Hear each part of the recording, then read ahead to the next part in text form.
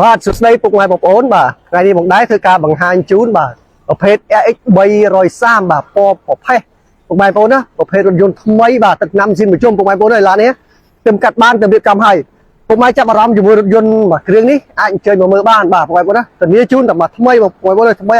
ពណ៌នេះពណ៌បេះដូងបាទពណ៌បេះដូងតែម្ដងបងប្អូននេះទឹកឆ្នាំវាស៊ីនប្រជុំពុកម៉ែបងប្អូនណាបាទធានាជូនអត់ច្រេះអត់បុកអត់កាត់តអត់ស្កោបលោពណ៌ផ្លាកលេខ BD បាទផ្លាកលេខខ្ពស់បាទ2019ផ្លាកលេខនេះ2019នេះបងប្អូនណាបាទឡានថ្មីអត់ស្ទើរទេពុកម៉ែបងប្អូនបាទហើយកាមេរ៉ាជួយមើលមកជុំឲ្យពុកម៉ែបងប្អូនបាទដាក់កាមេរ៉ាមកជុំឲ្យមើលទឹកឆ្នាំបាទឡាននេះលះភ្លើងតែម្ដងពុកម៉ែបងប្អូន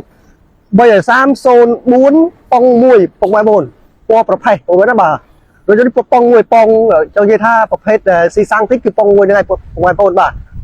ពណ៌នេះប៉ុង2អត់សូវស៊ីទេពុកម៉ែបងប្អូនណាបាទបានប៉ុង1យោងបាទអញ្ចឹងទេពុកម៉ែបងប្អូនចាប់អារម្មណ៍អាចអញ្ជើញមកមើលបានបាទធានាជូនណាពុកម៉ែបងប្អូនធានាជូនថាទឹកឆ្នាំវាស៊ីនមកជុំបាទធានាជូនបាទ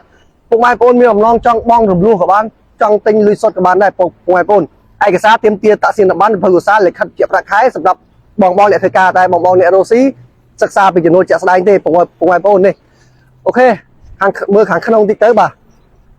យើងរៀបកម្រាលជើង VIP រៀបអីអស់ហើយពុកម៉ែបងប្អូនទឹកឆ្នាំអីយើងបានប៉ូលីស្អាតអស់ហើយបាទក្លុកលាតថ្មីបាទក្លុកលាតថ្មីអត់ស្ទើរទេរថយន្តមួយគ្រឿងនេះបាទពុកម៉ែបងប្អូនចង់បាន330ទៅប្រើប្រាស់ពុកម៉ែបងប្អូនអាចមកជាវរថយន្តមួយគ្រឿងនេះបានបាទធានាជូនបាទមិនខកបំណងទេពុកម៉ែបងប្អូនអើយឡានថ្មីអត់ស្ទើរទេធានាជូនណាពុកម៉ែបងប្អូនណាបាទ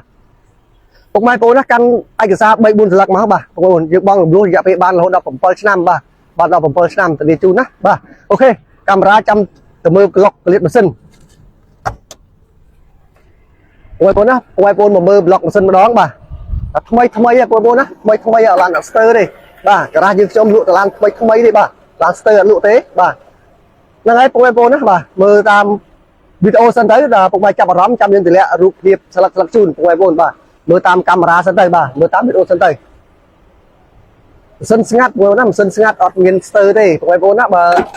ពុកម៉ែបងប្អូនចាប់អារម្មណ៍ជាមួយនឹងមួយគ្រឿងនេះអាចអញ្ជើញមើលបានអូខេអរគុណច្រើន